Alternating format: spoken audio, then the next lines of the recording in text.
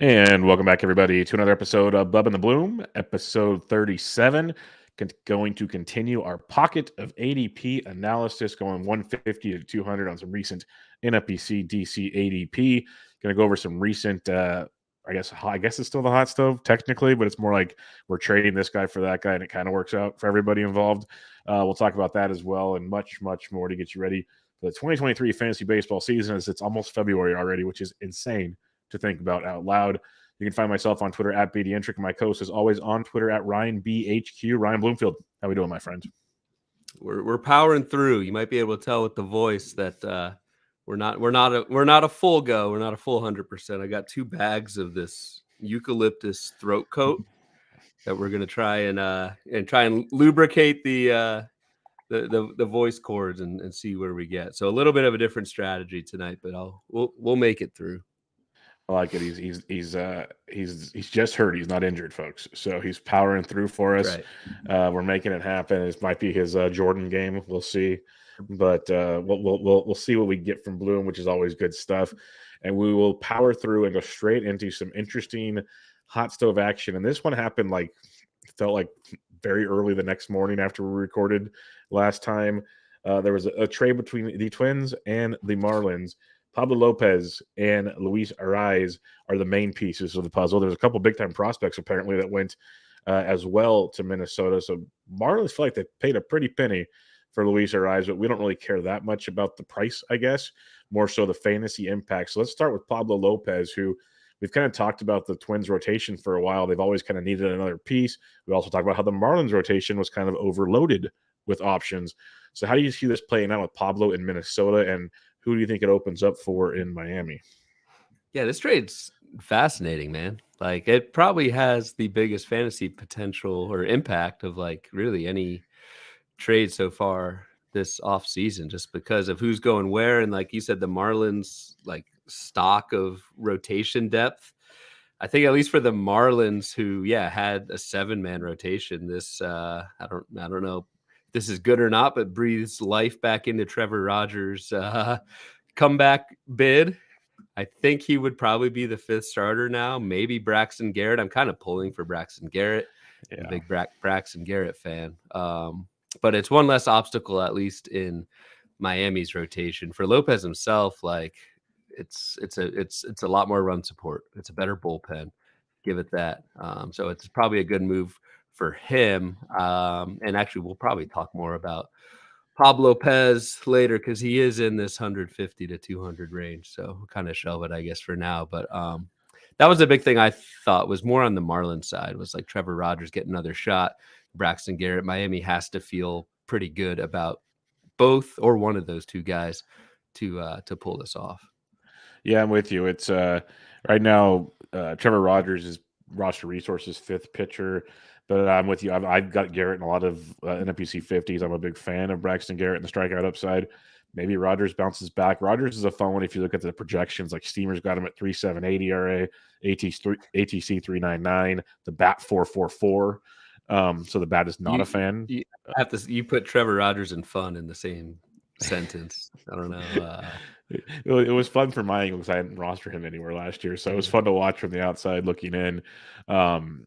But the projections are all over the board with him, which is very intriguing, I guess, to say. And it makes sense. You wrote about him a lot last year, talked about him a lot, and there was always like a glimmer of like this should start working at some point in time. Like, what's going on? It just never did, and maybe it'll come back this year. Who knows? If not, Braxton Garrett's there. They have Eugenio Ruiz is another young pitcher that might get a shot eventually sometime in the season for you deep DC type people. But it definitely clears things up, because like last time we talked, they signed Cueto, and we're like, just more depth for the mess. But kind of felt like a trade was coming, and it made sense. It's been rumored forever, and then it finally happened. So that's good to see it free that up. And then on the Pablo Lopez side, like he said, we'll talk more about that when we do our ADP analysis here. But I just wanted to mention this Minnesota rotation. It looks a lot better. Still could be better, but you got Pablo, you got Sonny Gray, who we've talked about, Joe Ryan, Tyler Mahle, Kenta Maeda, if he bounces back at all. That, at least on paper, looks a lot better than it did probably like a month ago. So we'll see. in January, it does. Yes, I yes, true, remember how true. beat up that Minnesota rotation was in the second half last year, and a lot of those names you just listed, do they make it to July or August? I don't know. Funny thing on just real quick on Braxton Garrett. Remember we did that like way early DC, started in August, continued it in October. I am the min pick on Braxton Garrett for all NFBC drafts and probably will Still, be for all time because I took Braxton Garrett in the again, this was totally blind. This was the first draft. There were no projections. It's easy to look back on it. I took him 330 picks before his ADP. I took him in the 13th round at 186, and Braxton Garrett's ADP is 480, man. wow, So wow, that's so I'm impressive. pulling for you, Braxton. Maybe we need a bloom board of like just everybody in our draft that what were the biggest ADP discrepancies in that draft with the person's Twitter handle next to it. That would be a fun one to monitor at some point in time. Let's flip it over now to the Marlins side of things. Luis Ariz, like I said, went to Miami right after they moved on from who did they just trade? I totally was blanked. Rojas. Rojas went to the Dodgers. So he was their shortstop. Ariz is projected to play second base. We know he can play first base also. It leaves Joey Wendell at shortstop because one Jazz Chisholm is now moving to center field. So it was a gigantic domino effect. Like you said, this trade it's like an onion, and there's so many layers to this trade between rotations. Now you have Chisholm going to the outfield, so Wendell can stay at short, which they really wanted, which kind of surprised me because I never really think of Joey Wendell as a shortstop full time. And then you got Ariz going to second base. Jesus Aguilar is not even there anymore. We'll talk about that in a minute. Locks and Garrett Cooper maybe at first base. Like there's a lot of pieces that moved, and I guess didn't 100% secure playing time situations in Miami, but made it a lot more clear in the last like week now. So, what's your thoughts on that whole mess I just threw out there? Yeah, so the big thing, like, and I thought about, I'm overthinking everything because it's January, and what else we're gonna do at this time? The Jazz Chisholm move to me is absolutely fascinating. Like, Yep. there are so many different ways you could look at this. The glass half full approach is like, so for me, the big thing with Jazz Chisholm, love the talent. I'm just worried as hell about his knee and his back. Like, those are two things you don't want. Someone who, where speed is his game. Glass half full approach is Miami probably has to think they're confident enough that Jazz is healthy for next season that they're going to move him to center field and have him learn a new position. Like, to me, that if you're looking positively on this, that could be a takeaway. The glass half empty is Jazz has never played center field before. Does Miami really know what they're doing? And is Jazz, well, Jazz definitely is going to have to learn a new position, a really taxing position on the fly. What's that going to do to his offensive numbers? We talk all the time about how major league catchers coming up from the minors, no, it's not a new position, but they're learning a new staff. There's that whole part of the mental part of the game that they have to pick up while they're trying to produce with the bat. And so I wonder about that with Jazz Chisholm. I also wonder, like, and I know roster resources, just one guy is Jason Martinez. He's got Jazz hitting third, and that kind of makes sense behind Luis Arias and Gene Segura. Like, if Jazz is hitting third, is he going to run as often? So all those things, like, I don't know. It's just a long way of saying, like, I'm not sure how to take the news from the Jazz side. Well, how If you're about pro the Jazz, you guy can that's look got at it great, and how about the guy or that's got not. injury concerns playing center field now? Like Right. running around walls, diving. Like I'd be more worried about getting re-injured in center field than I would at like second base, which is nuts to think about too.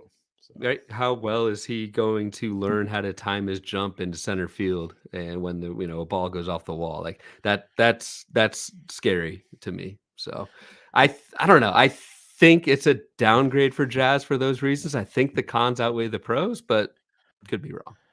Yeah, it's a conundrum. And on PitchCon, I did on a Thursday presentation. Chisholm was a guy mentioned on the show. Frank Stample, that's one of the guys he's targeting in the picks 1 through 50. And I don't blame him. Like, we know the ceiling that Jazz brings to the table. It's a 30-30 guy, and there aren't a whole lot of 30-30 guys anymore. So it's a phenomenal talent. And I've been Jazz 101 from day one. One of these years, episodes, I'll remember to wear the shirt on the show. I have his Jazz shirt. I wore it to FPADS for crying out loud. This is my guy. It's your boy. But I'm nervous. Like, I love the guy on the field. I love everything about him. It's just health wise, it's scary for such a young player to keep battling these injuries. So center field worry. Like, I was surprised. I was very, very surprised. Like, Yeah.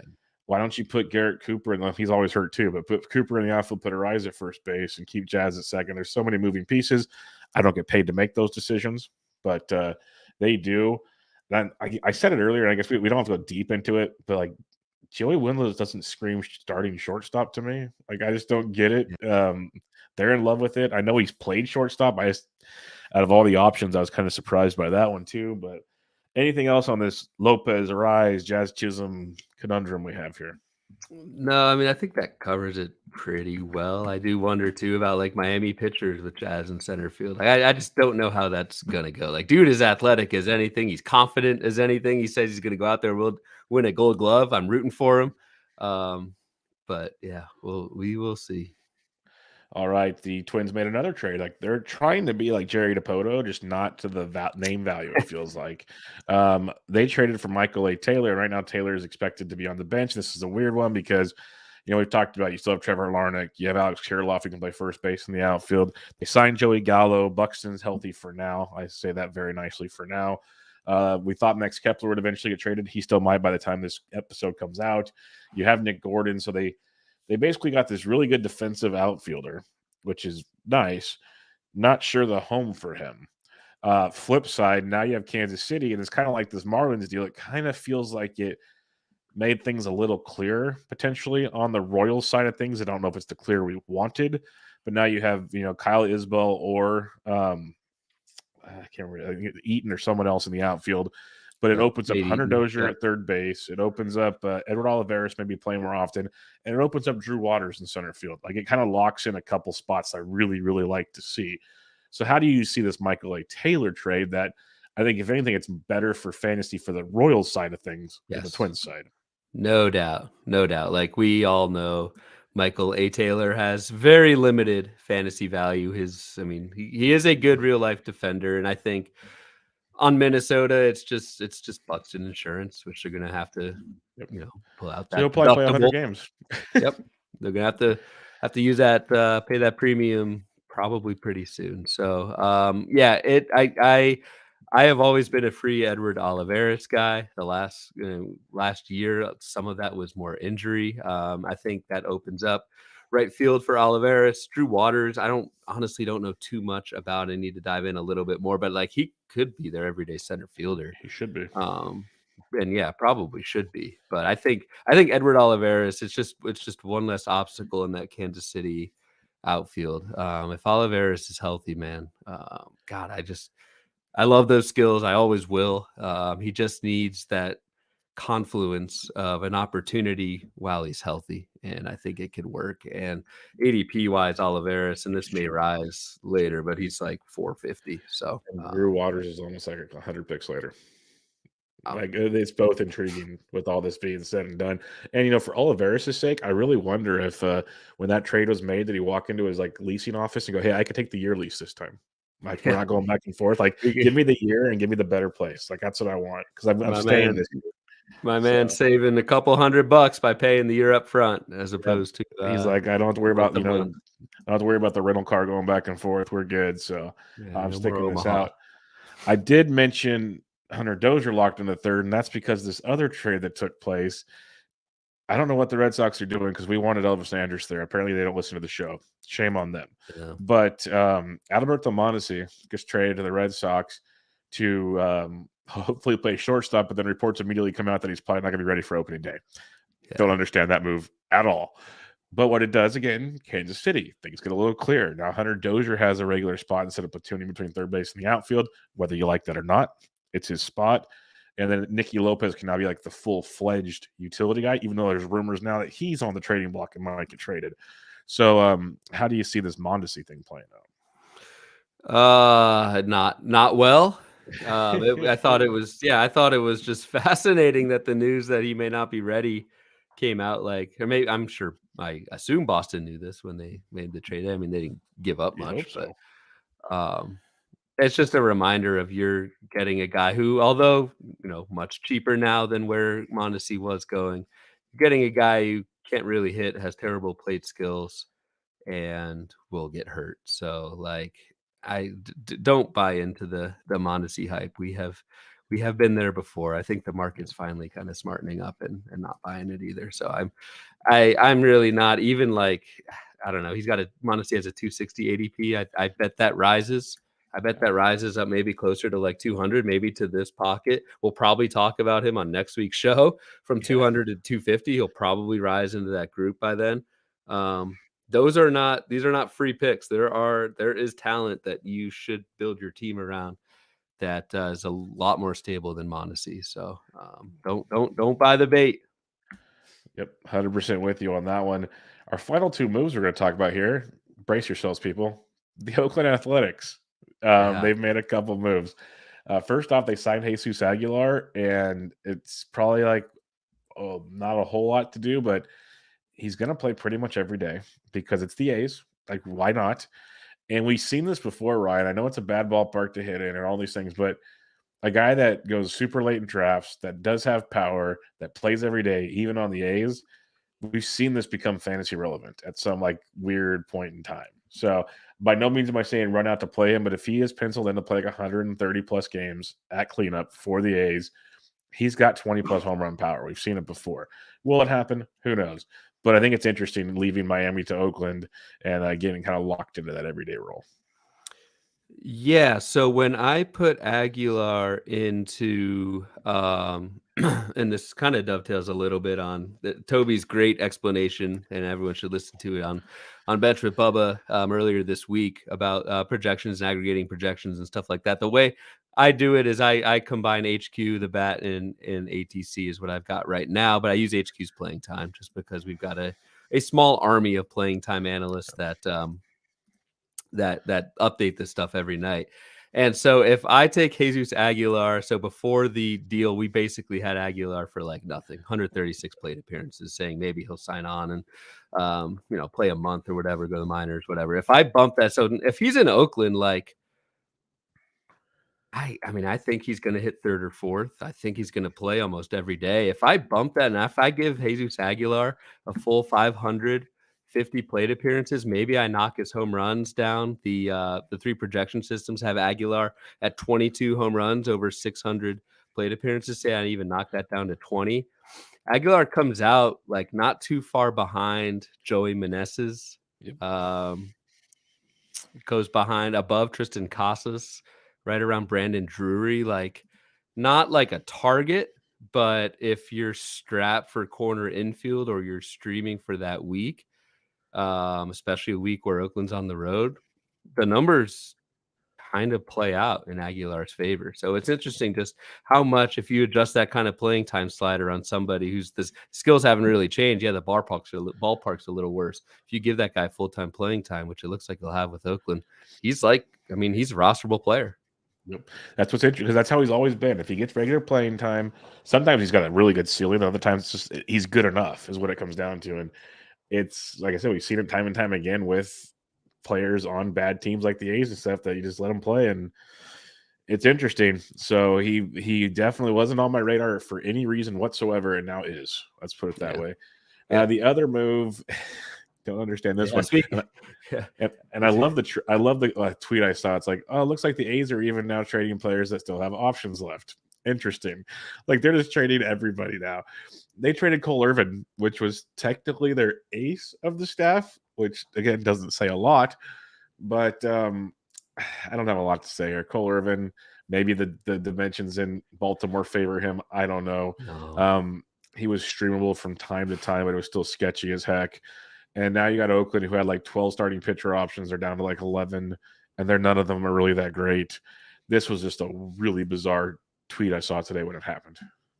Yeah, Cole Irvin himself, that's just, he's the poster boy for like, maybe it's Zach Logue. I always talk about Zach Logue, but like the guy who on Sunday night, you need starts. Maybe he's a 2-start guy. You pick Cole Irvin, and the next Sunday you are licking your wounds.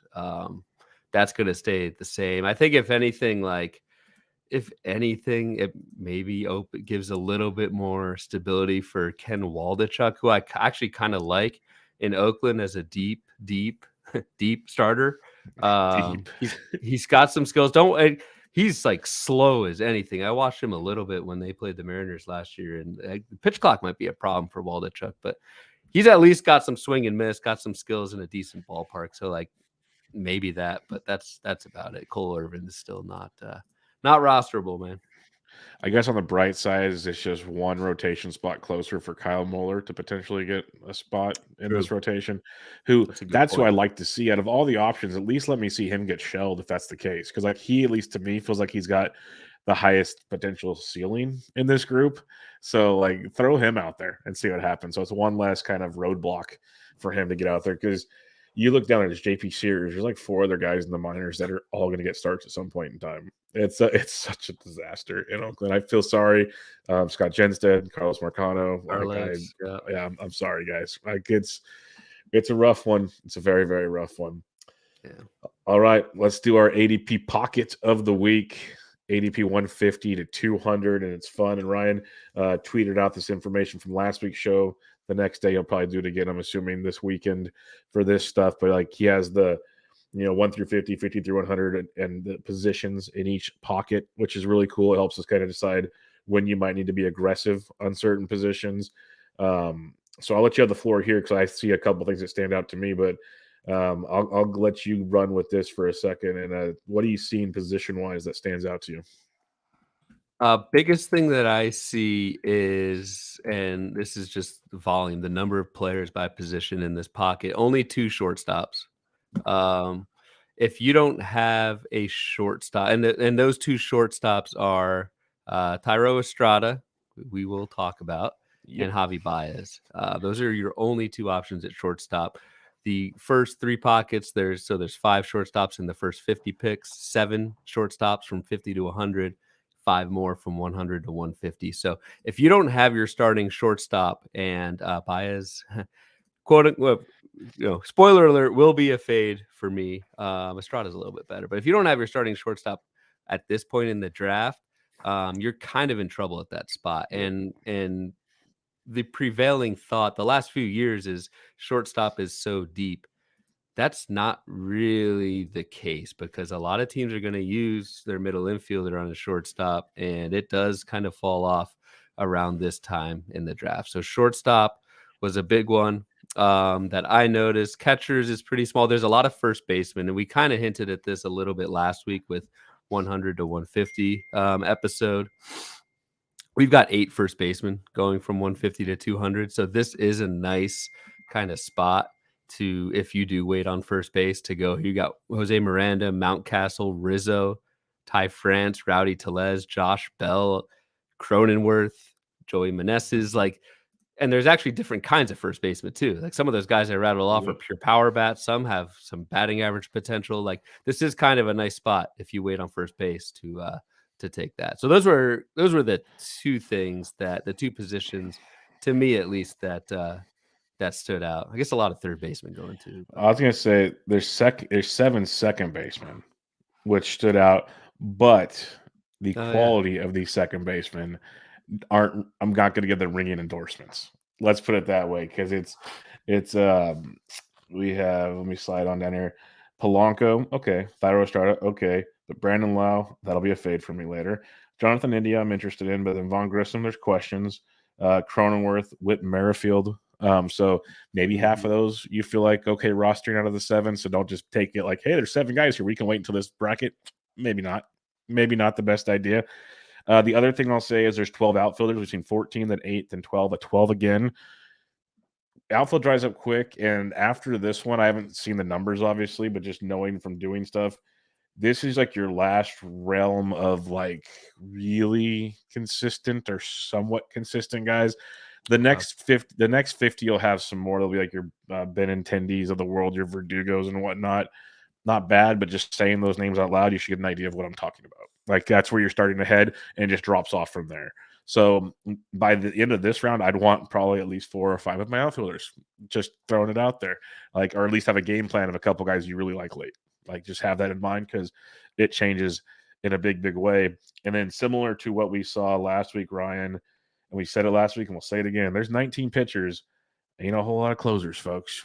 Like they're gone. Like there's Sewell, there's Leclerc.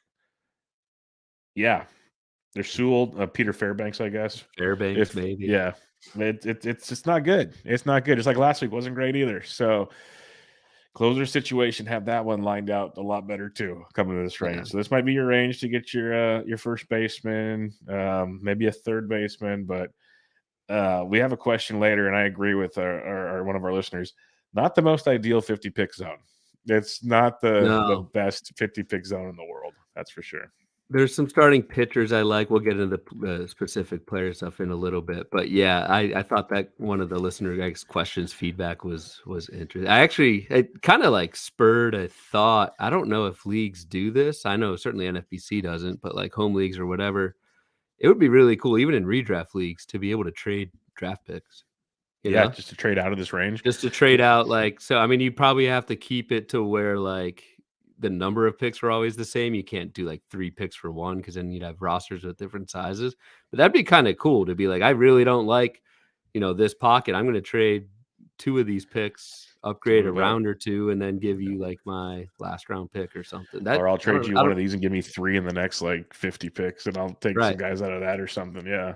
That'd be pretty. If anyone out there has that, that's actually kind of interesting. Bet you if you go to Fantrax, you can do whatever you want because you can customize everything you want there. I'll say that much. Then you got to do the fab there too, though. So keep that in mind. But this ain't not a sponsor, but then you drag their fab. Yeah, I got you. Hey, you know me. I go full circle. I bet old On Roto probably has it too. Oh, I'll play Fantrax. I'll play Fantrax. I bet if that's the case.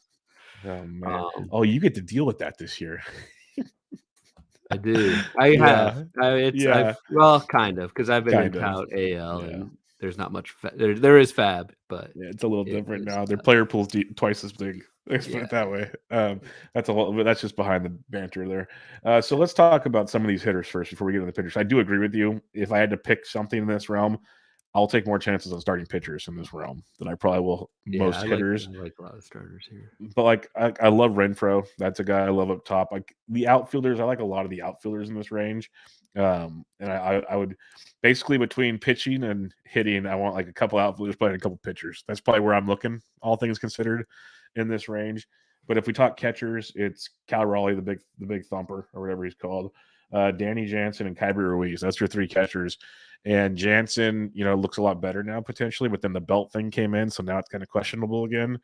So that's maybe not as loved. Kyber Ruiz wasn't the best season. So you got this region as for someone that loves my catchers. I'm not in love with this region for catchers, so I'd be passing there. Do you got anything on catchers, or do you want to focus on? I guess we could focus on statistics. We did that very, very well. What's kind of the hitting stats you see that stands out to you here? Because a lot more red than green last week.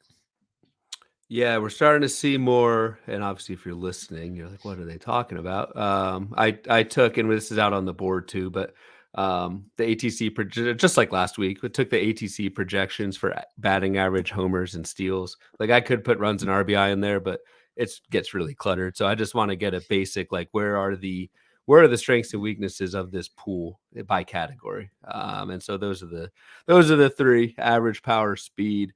What I'm seeing in general in looking at this 150 to 200 range, and this is a little bit of a continuation from last week, is there are still steals available. And there are guys who are projected by ATC for roughly 10 bags or more. There's a lot of them. There's Ian Happ at 9. There's Bryce Harper at 8 over a half season. There's Javi Baez at 11, if you trust that number. We'll get to that in a minute. Estrada, Harrison Bader at 20. We'll get to that as well. Brian Hayes, Vaughn Grissom. There's Cody Bellinger, 11. Whit Merrifield, 19. So, like, you may quibble with some of the specific projections on this guy, but I just listed off 7 or 8 hitters that are at least double-digit stolen base threats. And that's something, at least for me, that's a little bit new. And again, a little bit of a repeat from last week, but you can continue to kind of build even this late into the draft, those double-digit stolen base guys, which opens things up earlier in the draft. If you want to take, the Bubba special and Big Meat Pete, If you want to go Jordan Alvarez, if you want to go Vlad Jr., if you want to go Juan Soto early, I think there's enough stolen bases in the player pool, even this late in the draft, where you can make it up on the stolen base side. So that was one thing that stuck out. Yeah, the stolen bases, I'm 100% on board with you on that one. Definitely stands out, especially a couple guys like the Von Grissams of the world and stuff. We know it's there if the playing time's there. Harrison Bader, who you said we'll talk about. The other thing that stands out to me is we talked about like power and 25, 30 plus home run guys last week.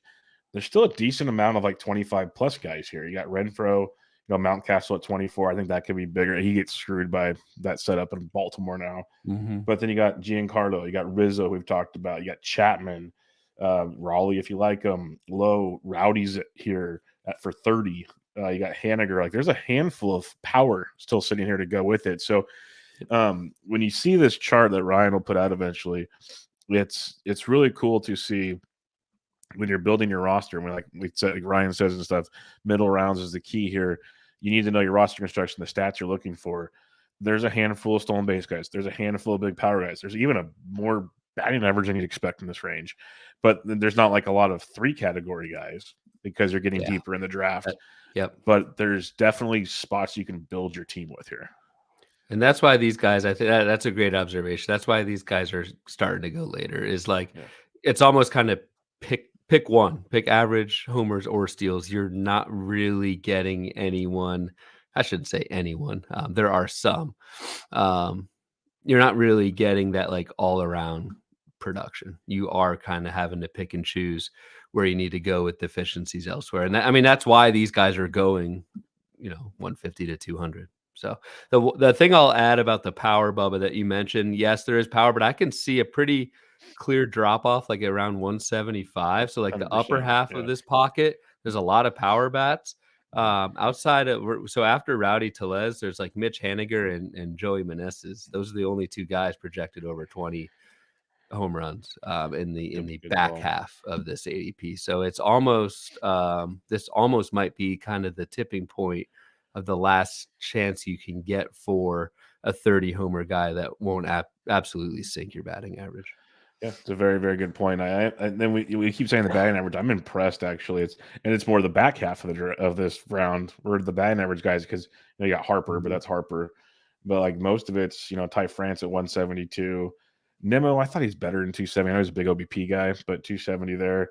We got like Josh Bell, Von Grissom. He keeps showing up here, and he's a guy like I talked to Clegg for the Braves preview on my show.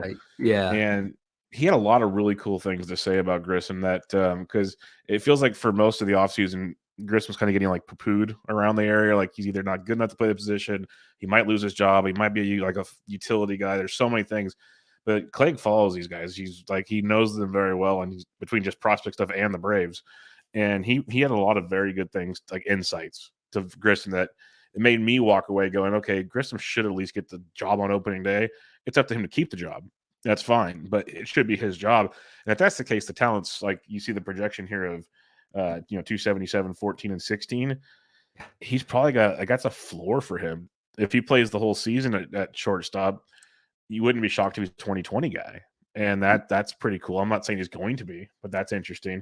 So you got Grissom, and you got Alec Bohm, who's an interesting one, but a lot of batting average back here for sure.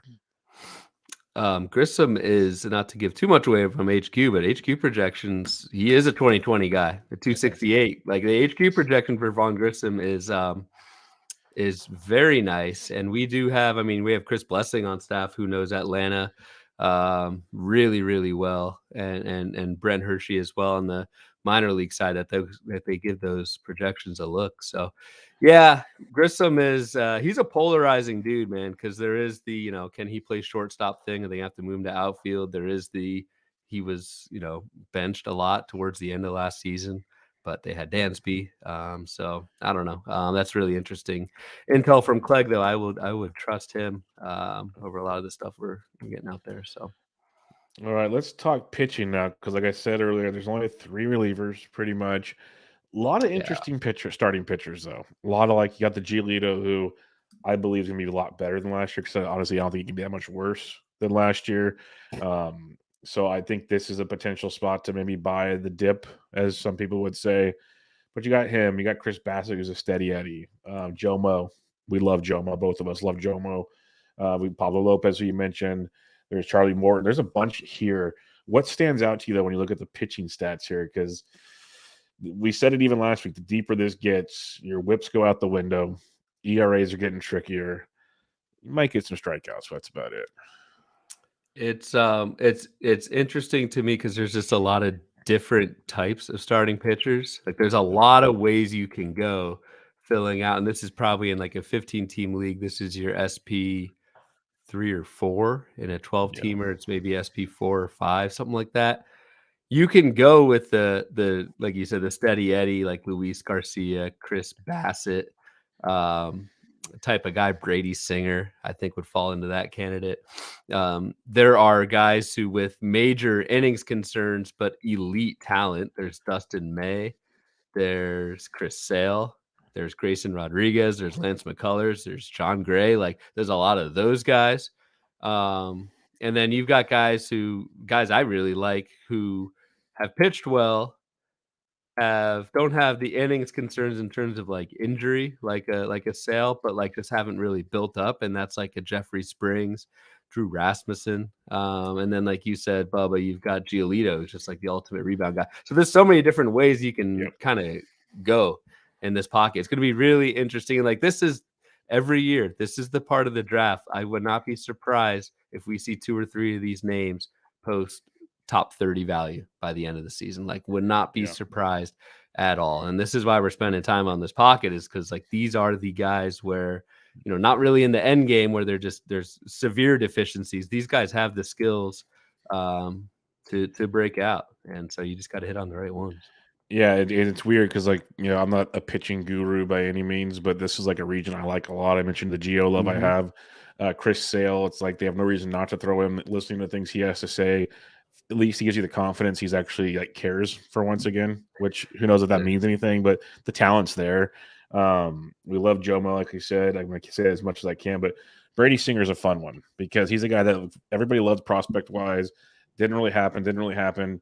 But last year when he came back from the minors, it was like, boom, there's the dude. We all knew he'd be. He was phenomenal last year. So I don't know if you may have seen this tweet today. I'm just going to throw it out there for the listeners that might not have. Michael Simeone, SP streamer, obviously it's in the name, phenomenal with pitching stuff, like really knows pitching well. So he threw this tweet out there today. Last year, fun with numbers, as he says, 2022 stats. Brady Singer, 3.3 xFIP, 18.5% K to walk, 3.4 Sierra, ADP of 172. You know who had a similar stat line, maybe actually worse than Brady Singer? That'd be the Cy Young winner of the National League, and Sandy Alcantara, who had a 3.45 xFIP compared to the 3.3, 17.7 K to walk, 3.42 Sierra with an ADP of 28. Now, the fun is, do we think Brady Singer is going to be Alcantara? Probably not. But what that shows you is they might not be as far off as one would think, because Alcantara is an accumulator. We've established that. Like, he's very, very good, and I would go to bat saying he's a better pitcher than Singer. But what's to say Singer can't take that jump you were just talking about? Like, this is a pedigree guy. This is the guy we saw. Like, why couldn't he become a top 50 ADP guy next year? Like, he might not be the Alcantara, but we talked about last week, we tried to predict guys like Blake Snell or Hunter Green or Nick Lodolo. Why can't Singer be a guy that takes like a 100-pick jump? Why isn't that a possible thing? So it is a very interesting thing when you see that. I know it's just fun with numbers, and you can probably do that with a million different guys. But Singer is like, he's one of the guys you're talking about. There's John Gray in this range. Like, there's a bunch of guys that you could see being quite interesting. So I thought that stood out, was kind of interesting to me. Simeone, he didn't get ratioed that bad, man. That tweet had 180 likes and only 20 replies. That's look at not the bad. replies. It's better than his top. That's better than both of our top 12 SP. Yeah.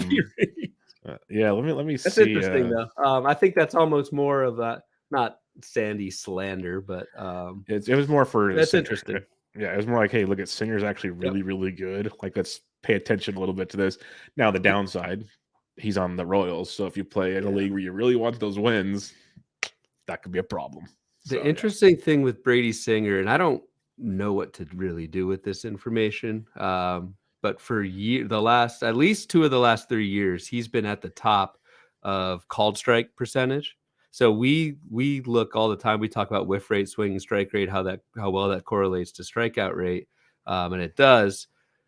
Brady Singer's never going to get, I shouldn't say never. He has not racked up the whiffs like guys who are going around him for whatever reason. And I probably need to do a deeper dive, movement, control, command of his pitches. He's always near the top of called strike percentage. And that's kind of hidden in a lot of the metrics that at least I use. I know Alex Fast and Pitcher List, they have CSW. Brady Singer is always one of those guys who floats to the top, and the difference between CSW and swing strike rate. So it's just interesting. He's doing something or some things that that other pitchers are not. So it's the Cal Quantrill effect. He gets those called strikes. He gets it done. He gets more strikeouts than Quantrill. So don't misconstrue that. But yeah, you got Charlie Morton here. Is he going to fade? I think one of the fun debates that you'll see a lot, and it wasn't even a debate we put on tonight's show, but Jeffrey Springs, Andrew Rasmussen are here, two of the Rays guys that everyone's big on. And I guess the biggest caveat always is how many innings are they going to get? Like, are they going to get raid, or are they going to get to go? I guarantee you, if we knew right now that either one or both were able to just go free each start, they'd be going a lot higher up than this. And so those are another two. Do you take the chance and hope? Jeffrey Springs just got a 4-year contract extension. That makes me feel that they might just be ready to let him go, like they did with McClanahan last year. We'll see. But that's an interesting little pocket right there as well. Yep. Those are two guys who I want to have a lot of this year. Yeah. No, so it's a fun range. Is there any other takeaways from the pitching department here? Because like I said before, for me at least, this is a region I'll probably leave with a couple starting pitchers, because this is a spot. It's a spot where I start to take my pitching chances here instead of next week's pitchers. There'll still be some, but obviously, like we say with everything, and there's a reason they go farther in ADP. The talent level drops off. These guys, we can at least still see more of them making a potential jump.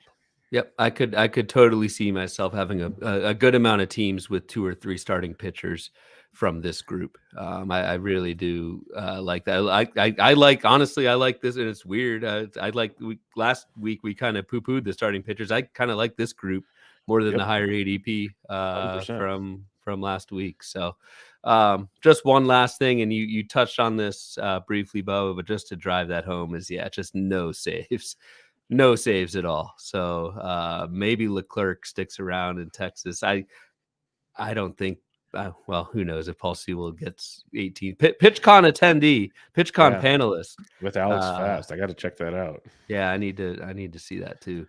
I wasn't around for it, but I mean he ended the season injured with Fairbanks. I mean, he's the third closer here, and who knows, Ray's going to raise. So just to drive home that point of if you don't get an early closer, you need to be pretty confident in your end game picks, or willing to spend a lot of time on Sundays during the season trying to find those saves. Yep, it gets dicey for sure. What else gets dicey? Battles, ADP battles. So let's have some fun with these. Ryan picked 2. I picked 2. We'll go back and forth. I'm going to say no right answer or wrong answer. I don't know. There probably is. So let's have some fun here. Let's debate. Let's have some for picks in this region. And obviously we picked guys that are going kind of close and kind of similar and whatnot. But Ryan, what is your first debate here? So I'm just kind of picking guys that seem similar on the surface. So Chris Bassitt and Luis Garcia. So I talked about kind of those steady eddies. Those guys are going at basically the exact same ADP. They have 151 and 153. That also happens to be the exact amount of strikeouts that ATC is projecting, 151 and 152, same exact whip. Chris Bassitt is projected for a little bit better ERA than Luis Garcia. Just two very similar guys that I have a hard time kind of separating. I think I'd go Garcia over Bassitt just for the age, and I think Luis Garcia has a higher strikeout ceiling than Chris Bassitt does. I would say the team, but Bassitt is now on Toronto, so I kind of like that. Although with the shorter fences, maybe that hurts someone like Bassitt, who's been pretty fortunate on the homer to fly ball side throughout his career. So both kind of stabilizing rotation options. I think I'd go Garcia just for the upside, and I think he'll gobble up a ton of wins again in Houston. About a week or so ago, I would have said Bassitt pretty easily for me, and it's not that easy anymore. I just love the consistency that Bassitt brings to the table. He's literally, like you said, steady Eddie. This is what he does.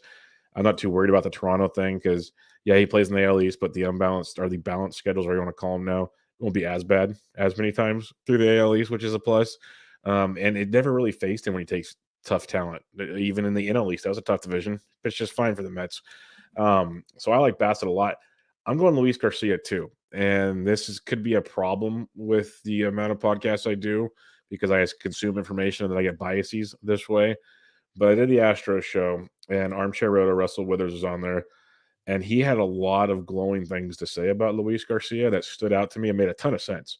But it's like he said, for everything that people love about Christian Javier, which is not wrong, Luis Garcia can be just as good, if not better. Like he's like a year or so behind Javier. So this next year he could get the innings bump. He could do a couple different things. Like, and if you think about it, if he gets that innings bump, he does go past Bassitt in strikeouts. He goes by him probably in wins because he's placing on an Astros team that should just dominate out there again. I'm going to go Garcia. And I wouldn't have done it, like I said, a few weeks ago, because once I talked with Russell, then I started looking at more stuff and digging in a little on my own. There were some things that stood out. Like you could take Steady Eddie Bassitt, no problem with that at all. You could take a guy that looks like Steady Eddie Garcia with maybe more ceiling than we give him credit for. I think I think we've seen Bassitt's ceilings, what I'm trying to say. We have not seen Garcia's. And that's where I go Luis Garcia for me. Yeah, I would agree with that. I don't even know if Luis Garcia is that much of an innings. Like I know Bassitt has more innings than Garcia does, but Garcia has over 155 innings each of the last 2 years, 28 starts. Like each of the last 2 seasons, that's pretty damn solid. You can't ask for much more than that. So if he can sneak into like the 170, maybe like that just catapults him in a big way. So I'm intrigued with that one for sure. All right, my first debate here: 2 second basemen, one's a second base shortstop, one I'm a little attached to. Jorge Polanco versus Thairo Estrada. Polanco coming off the down season after his monstrous season. We all expected regression, probably not to that level of regression, but I think the talent's still somewhere in between that. Then you got Thairo Estrada, who finally got to play nearly every day, burst onto the scene for the Gigantes, and looks to be a top of the order bat, everyday player, hitting 2023. Maybe he improves. Maybe he overshot his expectations last year. How do you look at these two?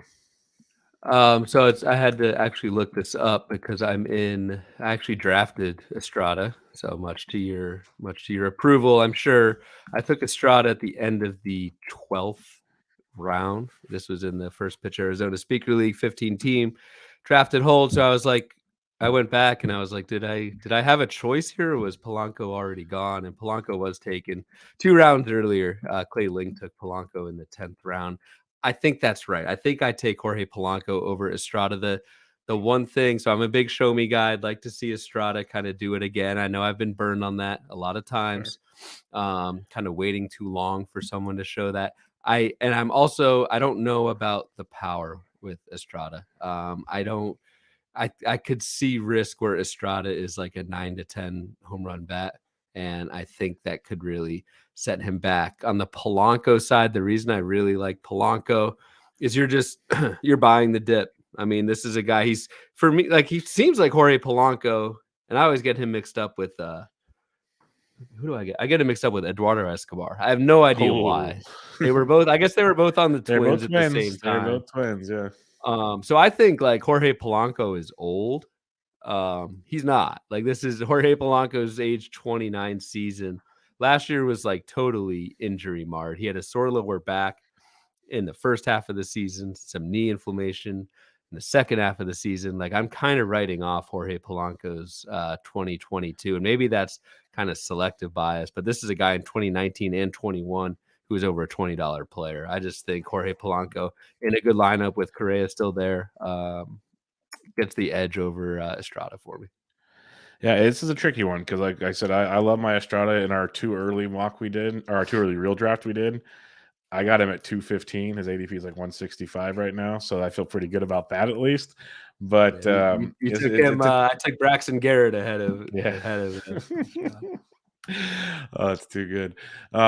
It's a tricky one. Like I'm going to take Thairo Estrada because he's a target of mine. We'll talk about later. I could talk about him now. It doesn't really matter. But I like Polanco. Don't get me wrong. Do like Polanco. I think what Thairo's doing, it's stuck out to me for a couple years now. Rates and barrels, Eno and DVR, like one episode a week, always talk about a prospect. They always talk at one of their end of their episodes. And one of the episodes is Thairo Estrada because StatCast data from the minor leagues, he was a guy that just like jumped from his previous seasons. And then he came up with the Giants in 2021, the hard hit rates, all that stuff, barrel rates through the roof in 2021. Those took a step back last year with the full season, but still, 14 homers and 18 barrels. We don't like that. I get it. But one thing he continued to do, even though his barrel rate and his hard hit rate dropped, his max EV was the best of his career. So when he hits the ball hard, he hits it really hard. And that's the thing you can't teach, as they say. So I think if he can do that and kind of meet his really good barrel rates and hard hit rates in 2021 in the middle from 2022, his home run to fly ball dropped tremendously last year compared to that first season. I think there's a window of 15 plus home runs. More importantly, though, top of the order bat, he will run.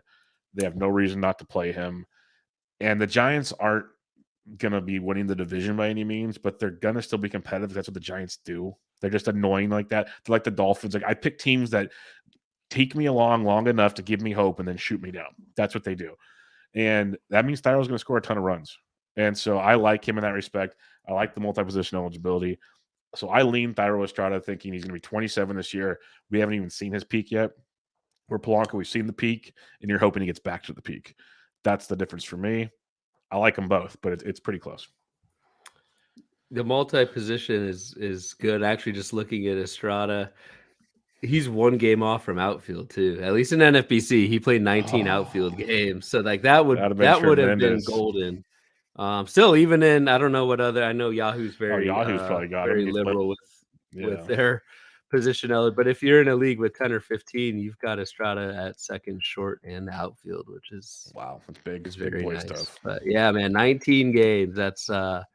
That's brutal because a second short outfield Estrada in 20 game eligibility leagues would be pretty freaking sweet. Tremendous. But yeah, no, really good point about the steals too. And if you need bags, I mean, I always say the cop out answer can be team construction, but that is a consideration for Estrada over Polanco. You're going to get quite a bit more bags. He's going to run. Who's your next ADP debate? Two third basemen who are very similar in terms of low batting average, high power bats, and they're going right next to each other. There's Eugenio Suarez at 157, projected by ATC to hit just 216, but to hit 29 home runs. And then there's Matt Chapman going 6 picks later, 225, 28 home runs. I think I'd lean Chapman just because of the team context. Suarez does play like all the time, so I like that. But Seattle is kind of brutal. I'm still not totally convinced about Seattle's lineup, so I'll go Chapman mostly for the lineup. The walls, it's interesting. I wrote this up in the Speculator for HQ this week. Did a little bit of a deeper dive where all these guys hit like 300-foot outs on the Blue Jays. Looking at those new walls. Chapman's such a pull hitter. As a right-hander, most of his stuff goes to left field, and those left field dimensions in Toronto, I think, are like unchanged. I think they do some center, maybe a little bit left center, but where Chapman hits the ball, I don't think he might run into like 2 more homers, but there's not much there with the shorter fences in Toronto for him. Yeah, I'm leaning Chapman as well. It's a ton of similarities between the two. Like, so you're kind of grasping at straws, but if anything, we know Chapman's defense is so far elite that he's not leaving that lineup at all. The lineup context is better too. Again, we both like Seattle's lineup a ton. There's nothing against that, but even before the dimensions, potential changes in Toronto, still a better ballpark than Safeco. So if you're grasping at straws, I go Matt Chapman as well. And I think with Chapman on a good season, and we haven't seen it in a while, but on a good season, I think he can still hit you. We've seen 250 back in 2019. I'm not saying we're getting 250, but I guarantee you he can get somewhere a lot better than Eugenio Suarez can. And so if he kind of hits that little batting average bump as well, that'd be tremendous. Maybe not though. Like this would be a really fun one to look at in October, because this literally could be like identical again. So because actually I think Suarez has a lot higher ceiling than Chapman. I mean, Suarez is bouncy ball year, but hit 49 home runs in 2019. He hit 34 in 2018. Like, the dude has had 2 better seasons than Chapman's career year. Yeah, it's interesting. It's very interesting too. And I've grown to like Suarez more. We've talked about him on a few shows. Like, in recent years, it was almost like just get rid of him. He doesn't hit for average, blah blah blah. But if you build the team properly, he can give you a ton of power numbers, and it's really nice to have at this point in the draft, especially at a bad third base position. So someone to think about there. Go ahead. No, we covered it good. Yeah, my second ADP debate. This one's more just kind of a fun one. Do you want Chris Sale coming back from the injury, hopefully motivated, at pick 174, 3.57 ERA, 1.14 WHIP, 152 strikeouts according to Ariel Cohen's ATC, versus Drew Rasmussen at 177, 3.6 ERA, 1.19 WHIP, 137 strikeouts. Kind of said it earlier with Springs and Rasmussen. It just depends how many innings do they get. What do you believe in? Like, and same with Sale though. Like, how many innings is he going to get? Like, it's a fun conundrum between the two of them. And the thing is, we know Sale has a Cy Young like arm in him. If it's somewhere comes out, Rasmussen might. We just don't know. So I think I know where you're leaning in this one, but Sale versus Rasmussen. Yeah, you know where I'm leaning. I'm going Rasmussen. He's just safer. He's a big, and I need to look into it a lot more. But Nick Pollock unveiled PLV at PitchCon. Rasmussen was a big PLV guy, which is pitch specific skills. And I'm completely oversimplifying that, but check Nick's presentation on that at PitchCon. But Rasmussen really popped. I don't know. I don't want to spend a 11th round pick, 12th round pick on someone who has thrown like less than 20 innings the last few seasons. So fully knowing I could miss out on a Cy Young type season, but people said that about Justin Verlander last year too, so it's pretty crazy to think about that. I mean, that's that's probably why I don't win leagues, is I don't get these breakout guys in the middle rounds. I will say that Justin Verlander, I feel a lot different than I do Chris Sale. So let's just put it that. Like, I was in on Verlander last year. I'm not in love with Sale, but I am much more intrigued with Sale right now because, like I said before, I heard his interviews this past weekend in Boston, and it could be all talk. Like, it's stupid right now, best shape of their life, all that kind of stuff. But the fact is, he owned up to the idiot he's been, and he basically said, "I owe the fans this." Like, you could tell there's like a chip on his shoulder now to prove people wrong that he was being dumb, and I need to pitch well. And that, right or wrong in analysis, like that's the caveman in me. Like, I don't look at just spreadsheets like some people. Like, I actually think like, hey, there's a second half to baseball. There's guys actually mentally do things. That meant a lot to me to hear that from him.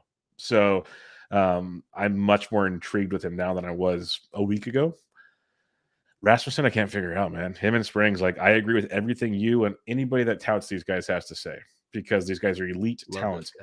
The Rays just scared the crap out of me. It's just like, it's so frustrating when you play them and all of a sudden they're going 4 to 5 innings based on 85 pitches. And it's like, what are we doing?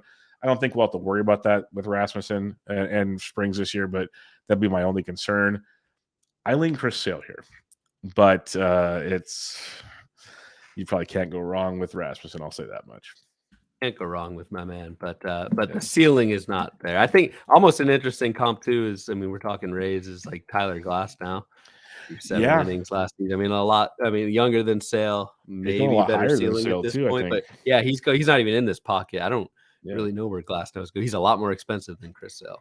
I'll tell you, I got ADP up right here. Glass now, pick 90, almost 100 picks. I'll take Chris Sale. I would take Sale at the price. Yes, I would take. I would take Sale over Glass. Yeah, that's a good call though. Similar situations, as one would say. All right, let's do a couple fades and a couple like targets and a couple fades each, like last week. We'll get some listener questions here, and we'll run through these. I love your first one here. So, who's one of your targets in this range? Yeah, we'll kind of run through these. I know we're rolling, which is good. Jonathan India, I just think like the projections are not going to like Jonathan India. I think most projection systems are weighing 2022 as they probably should across the board. They're weighing 2022 a lot more in India's case than they should. just giving him basically a complete pass for the injuries. And India's young enough that I'm not too worried like long term. If he looks good in the spring, I think India can snap right back to being the guy he was in 2021, which is 20 homers, 12 steals, 270 in that park playing every day. I just think you're buying a pretty good talent at a very low price based on a injury plague season. Yep, I'm with you there. I love the speculation on India for the upside there.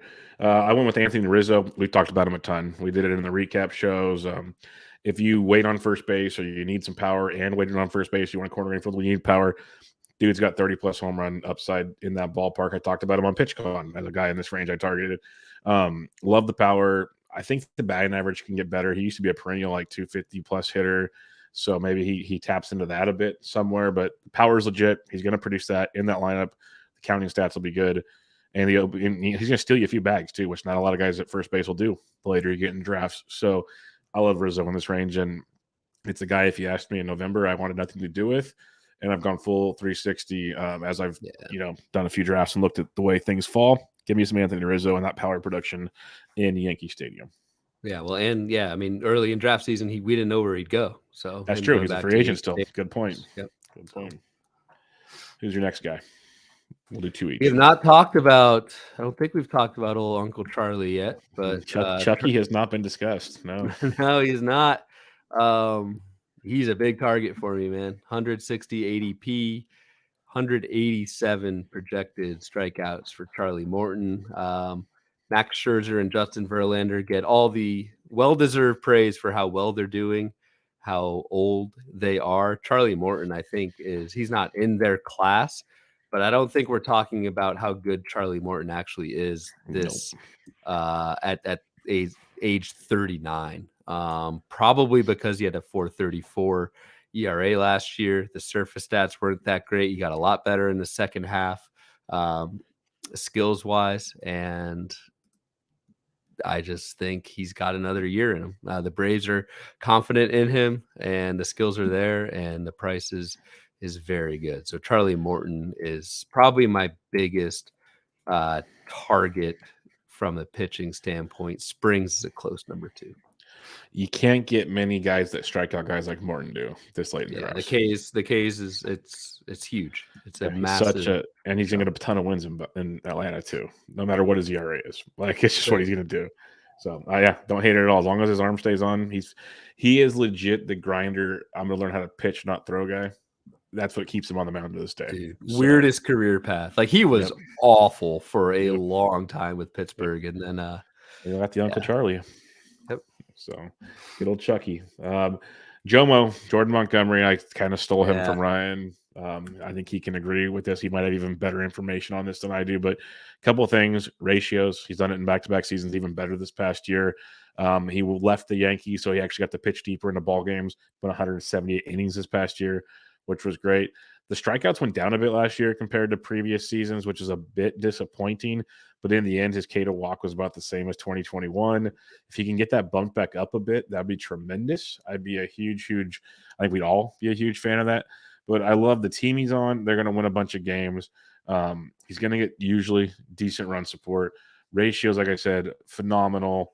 Let me do a quick thing here. Just for when he came over to St. Louis in August at the trade deadline, 3.11 ERA, 3.09 xFIP.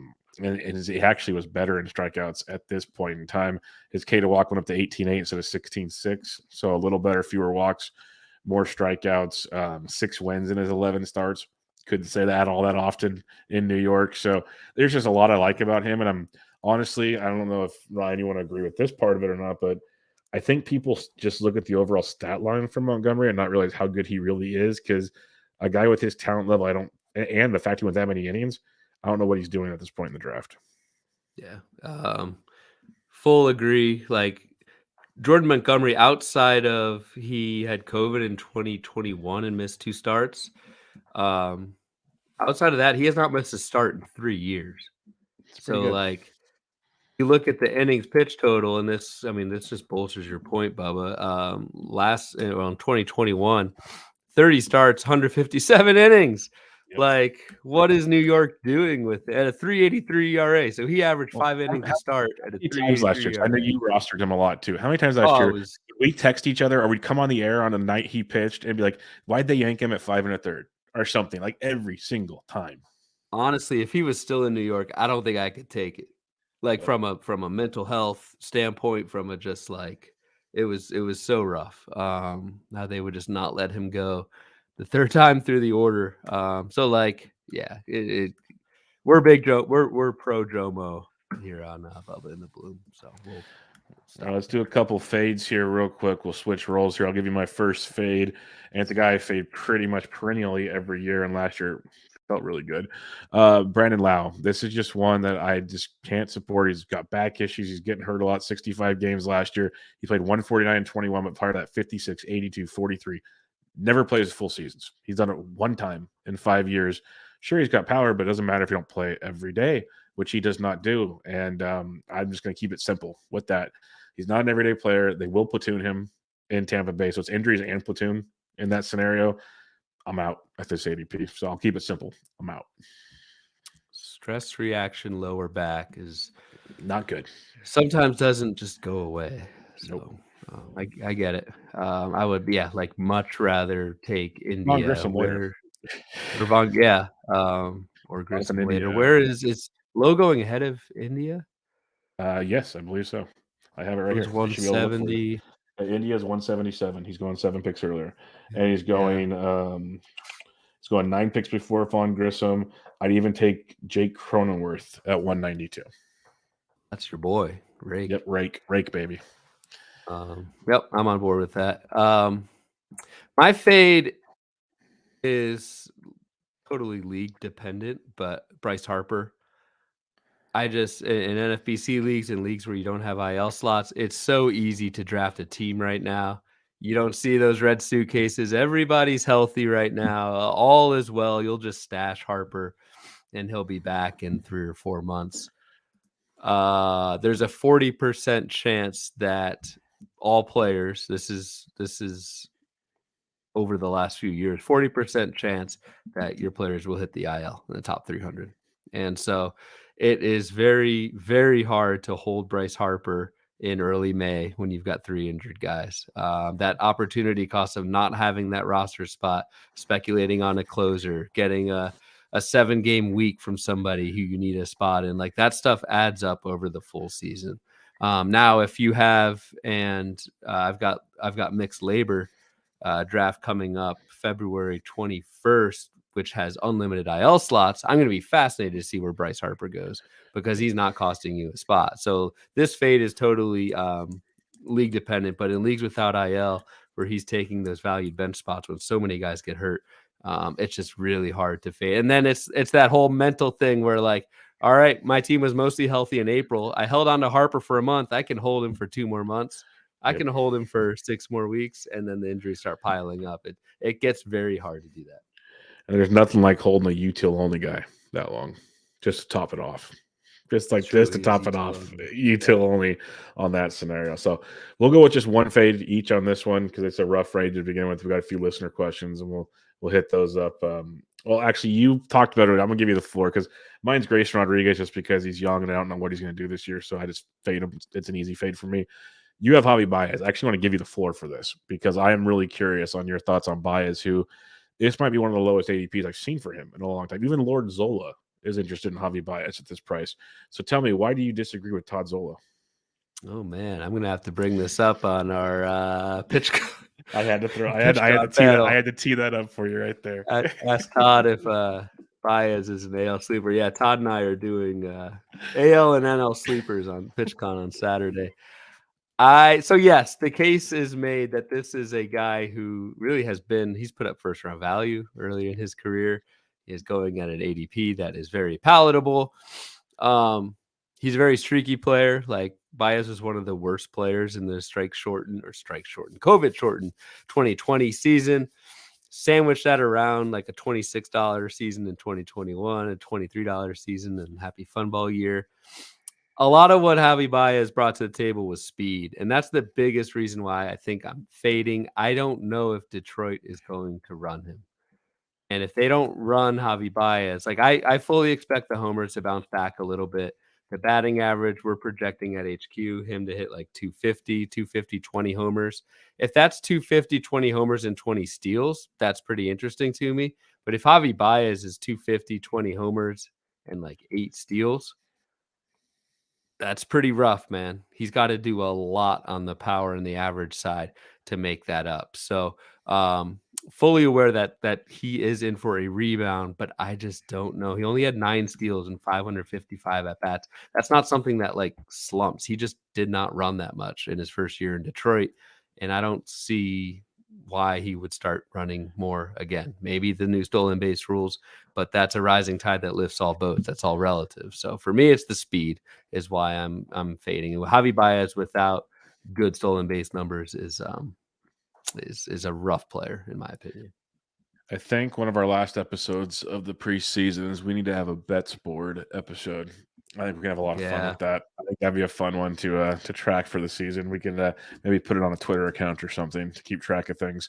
We'll get some listener questions here. I just want to hit up Jimmy D in the chat on YouTube. Asked thoughts on Drew Waters. I just want to do a lazy answer. We talked about him briefly in the beginning, and if you listen to my last Bubba and the Bat Flip, he was talked about in depth at the end of the outfield section. As a late round target. So go check that out. We'll fill you in there. Don't go reaching is what I'll say. Don't go reaching for waterfalls. Now we go to some questions here on the Twitter here. Little Book of Calm, great follower on the Twitter. Harrison Bader is being projected by the BATX for a career high season, 130 games, 236 average, 16 homers, 20 stolen bases. His career highs was 138 games in 18, 267 average in 21, 16 homers in 21, 17 stolen bases in 22. And he has many, many, many more stats that support things. It's so rare to see a player projected for a career best season, especially a veteran with over 1,500 career plate appearances. Are either of you buying the projection, or is this an easy avoid around ADP 170? I kind of am buying it, being on the Yankees and whatnot, but I'm not like in love with it, especially I believe the average in the stolen bases. Let's put it that way. Yeah, and I believe so. Like, yeah, to answer the kind of first question, it is weird to project something that a player has never done before, because projections by nature are kind of that 50 percentile median outcome kind of a deal.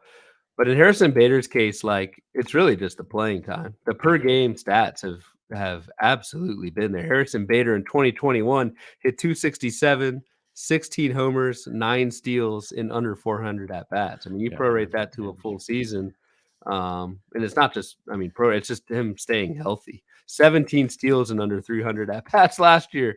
Like this is a game changing type of guy. He's someone who maybe I have like an all punt list. I don't know. Guys who I want to see in the spring. So like plantar fasciitis is no joke. That can absolutely linger across seasons. So I want to see how Harrison Bader looks in spring, how that foot is looking in games before I kind of make a final determination.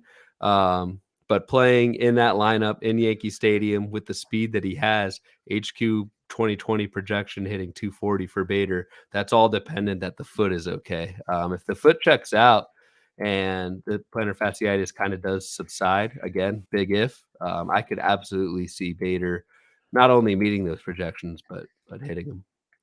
Let's not forget 9 postseason games, 5 home runs, hit 333 as well. I'm not saying like he has waves like that. I think just playing for the Yankees in that ballpark, and he's going to run. I think it's more reasonable, and like it's the playing time situation. That's how it's a career high, 130 games, pretty big deal there. Yep. Andy Splinter asks, could you all play a little game of why draft X when you could draft Y with a few players? I love this game. That could be a whole episode too. Yeah, it is. And this is a game I love. And I know some people don't like it. I've seen it on Twitter, but I think it's a great strategy idea. Andres Jimenez, ADP 85. Thairo Estrada, ADP 180. I'll wait and take Thairo. I'm biased, but I like Jimenez. I think we might have seen peak power Jimenez. I could be wrong. So I'll take my chances with Thairo later on. Yeah, I had Jimenez's box in the forecaster, and I closed it out with so it was one of those pro cons. So a lot of like good things, some bad things. The biggest cons that I have was just a lot of last year. What we saw where Jimenez hit 297 was like purely BABIP driven, and he is somewhat of a younger guy, so we don't know where that baseline is going to settle. But I think he hits like 260, 270, which is more Estrada range. The power metrics to me aren't all that different between the two. And I think Estrada can actually have more steals than Andres Jimenez. So I am playing that game, and I think you could get a Andres Jimenez light later on with Estrada. And this is the tough one now. Logan Webb at ADP 111, Jomo ADP 155. Those guys were on target lists for both of my last two episodes now. So that's tough for me to decipher between the two. If I got to be, man, I think I go Webb for the strikeout upside, but they're really similar. But I think I go Webb for the strikeout upside and the pitch mix changes we talked about last week. Like he's still trying to improve himself. We're nothing against Jomo. We love Jomo, but I think I'll go Webb. I like them both. This is a pretty easy call for Webb for me. I mean, just the biggest thing, Webb's done it. Webb's done it 2 years in a row. He's posted those elite ratios. Like he's done something that twice that Montgomery hasn't even sniffed yet. And I know I'm talking about surface stats and things like that. We all like to focus on the skills and that sort of thing. But ERAs of 3.03 and 2.90 each last 2 years for Logan Webb is just is unreal. And it's just so many ground balls. Like the guy is just such a floor. I'll go Logan Webb and I'll pay the premium relative to Jomo. But I'd be happy with them both, honestly. Exactly. A couple of just comments here. SMMS 79, mediocrity everywhere. Kind of accurate for this range.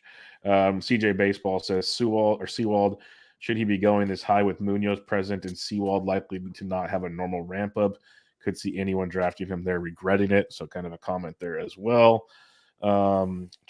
Jeffrey Springs and Rasmussen, excellent value by fantasy season. That was a comment as well. And then our last question we have here is from SMMS 79.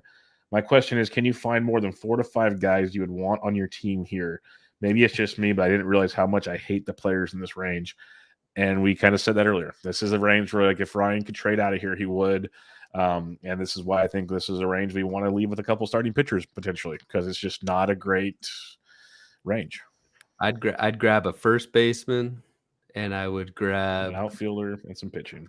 I'd grab 2 pitchers, a first baseman, and maybe Thairo Estrada. And maybe one of our boys, Estrada or India. Yeah. Yep. And that's probably it. Yeah, give me Rizzo, give me Jomo, give me like one of Ryan's Rays, and then pick your poison at the bottom. Ryan's Rays, I like that. Yeah, Ryan's Rays, and see where it goes. But yeah, another fun pocket here. It was not nearly as fun as last week's. Last week had a lot going on. This does have a lot going on, and I guess it was good because it pointed out things to us. Yep. Which is the whole point of these episodes, is to kind of know like statistics and positions where you want to bob and weave throughout the draft. So I'm really looking forward to seeing what 200 to 250 has in store, because the way this dropped off so much from the last week's episode, kind of scared, to be honest, but I'm looking forward to it. So what are your final thoughts here?